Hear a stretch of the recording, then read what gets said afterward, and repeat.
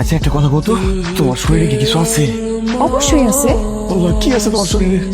এই যে চুড়ি আছে, কানের দুল আছে, শাড়ি আছে। আরে তোর চুরি শাড়ি এগুলোর কথা বলছি নাকি? মানে তোমার শরীরে কি এমন কিছু আছে যেটা খালি চোখে দেখা যায় না, আমরা কেউ দেখি না? আমার সাথে এমন কিছু আছে যেটা কেউ দেখতে পায় না। ও আল্লাহ, কি বলো, কি সেটা? পারফিউম আছে। আরে ধর, পারফিউমের কথা বলছি। এমন কিছু কি আছে যেটা ভ দিয়া শুরু হয়? ভয়ের কথা কয়া হায় আল্লাহ, তো আমার ডর করতেছে। শোনো, আজকে না আমি তোমার এমনি করে জড়ায় ধরে ঘুমাবো, আমার খুব ডর করতেছে। না না না, আমার একটু সমস্যা আছে, আমার অন্য করে ঘুমাইতে হবে আজকে। অন্য করে ঘুমাই দেবো মানে? এই জড়াইতে বলো, তুমি কই যাইবা? না আমার কি ঝামেলা আছে কেন? না না না, আমার ভয় করতেছে, তুমি অন্য কোথাও যাও না, আমি তোমার নিয়ে ঘুমাবো। আরে ভয় তো তোমার, হ্যাঁ, মানে আমার অনেক ভয় করতেছে সত্যি কথা। আমরা দরজারি করে ঘুমাই থাকবো।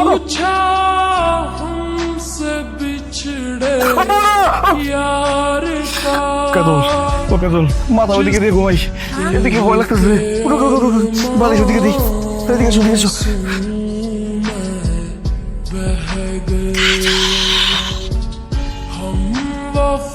বাবা বাবা বাবা, বিয়া কইরা বউ নিয়া ঘুরতেছ, অথচ আমার টাকা দেওয়ার কোনো খবর নাই। আপনার টাকা দেয় নাই মানে? এটা কেমন কথা বলেন আমজাদ ভাই? আপনার কাছ থেকে যে আমার আব্বা ব্যবসা করার জন্য 2 লাখ টাকা নিছিল, সেটা তো কবে দিয়ে দিচ্ছে? আরে যেই টাকাটা দিছে ওটা তো আসল, আর টাকা নিয়ে যায় যে 1 বছর ধরে ঘুরাইছে, সেই সুদের টাকা দেওয়া লাগবে না? আচ্ছা, তুই নাকি তোর বাপের আর বড় ভাইরে কইছ সুদের টাকা না দিতে? কইছি, কারণ সুদ দেয়া নেয়া দুইটাই হারাম। আরে তোর লাগে হারাম, কিন্তু ভাইরে আমার লাগে তো হারাম না, আমার লাগে আরাম। এটা আমার ধান্দা, এটা আমার ব্যবসা। বাপ আর বড় ভাইরে যেহেতু বলছ সুদের টাকা না দিতে, এখন সুদের টাকা দিবি তুই। 1 বছরে আমার 2 লাখ টাকা সুদ আসছে 50,000 টাকা, এখন দে 50,000 টাকা দে। আমি কোনো সুদের টাকা দিতে পারবো না। তাছাড়া টাকা নেওয়ার সময় তো আপনি বলেন নাই যে সুদের টাকা দিতে হইব। আরে আমি কে? আমি সুদখোর, সুদখোর আমজাদ। আমার নাম লেখা গরুর পায়ে বাইন্ধা দিলে গরুর খুর খইসা বইরা যায়।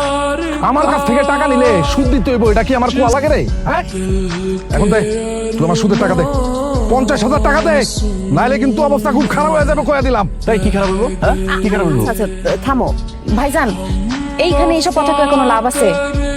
তার চেয়ে বরং আপনি বাড়িতে আসেন, আব্বার ভাইজান মিলে বইসা এই ব্যাপারটা মীমাংসা করি। মানিক রে, তোর বউর কণ্ঠ তো অনেক মিষ্টি, অনেক মধু, দেখতেও তো মাশাআল্লাহ একেবারে পরীর মতন। আমার ভালো লাগছে, ব্যাপক ভালো লাগছে তোর বউটা রে। শোন, তুই যেহেতু কইতাছস সুদ দে আর নে হারাম, তুই আমার সুদের টাকা দেয়া লাগবো না। তুই শুধু একটা কাম করবি, তোর বউটা রে আমার বাড়িতে 2 দিনের লাগে পাঠাই দিবি।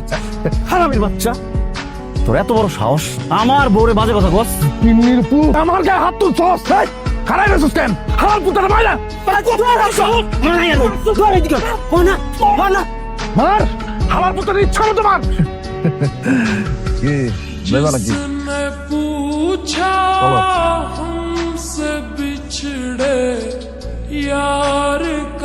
ওরে, আরে ওরে পরে মার, আগে আমার উঠাও, আমার মাথা। ভাই, আপনি বাড়ি গেলেন না কেন? আপনার উপরে ছিলেন? আমি কিছু জানি না, আমি কিছু জানি না, আমার উঠা। ওই বেটা ওরে ছাড়, আরে ধর। কি আছে রে? তো বাড়িতে বলো কেমনে? আমি তো বুঝলাম না, কিছু লাগছে? আসসালামু আলাইকুম ইয়া হালাল কুবুরি। এটা কার খবর?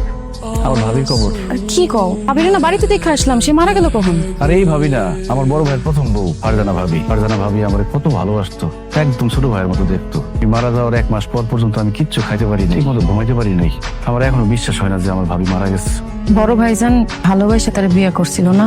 হ্যাঁ, ছোটবেলার থেকে দুজনকে ভালোবাসতো। ভালো যদি এতই বাসতো, তাহলে সে মারা যাবার পর ভাইজান আরেকটা বিয়ে করলো কেন? ভাইজান তো বিয়ে করতে চায় নাই, আব্বা আম্মা জোর করে বিয়ে করেছে। জানো, আমাকে এখন যে ভাবি সে আমার খালাতো বোন।